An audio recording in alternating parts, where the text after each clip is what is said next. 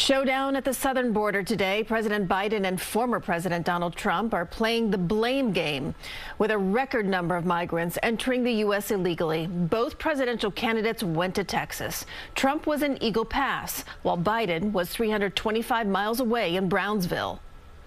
Compromise is part of the process. That's how democracy works. Dueling messages today on the migrant crisis. President Biden met with Border Patrol agents and pushed for passage of the Senate's bipartisan border security bill. It's time for the speakers and some of my Republican friends in Congress who are blocking this bill to show a little spine. A record 2.4 million migrants were apprehended at the U.S.-Mexico border in 2023. Biden blamed House Republicans who killed legislation at Donald Trump's urging.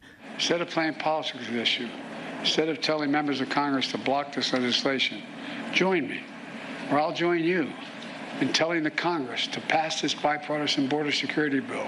Meanwhile, Trump toured the border with Texas Governor Greg Abbott. This is a Biden invasion over the past 3 years. The border crisis is now the top issue for many voters. More than 60% of voters say illegal immigration is a very serious concern. The former president didn't hesitate to weigh in. They're pouring into our country, and they're bringing with them tremendous problems. Some of Trump's allies say he plans mass deportations and detention camps if he's elected.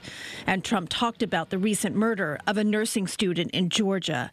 The suspect is a Venezuelan migrant who entered the U.S. illegally in 2022. The monster that charged in the death is an illegal alien migrant who was led into our country and released into our communities by crooked Joe Biden. When Trump was president, he severely restricted asylum and required migrants to await their court hearings in Mexico. President Biden reversed those policies, but is now considering an executive power used by Trump to suspend asylum.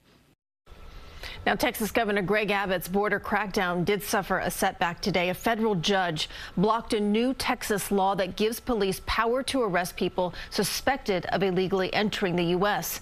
The ruling was immediately appealed.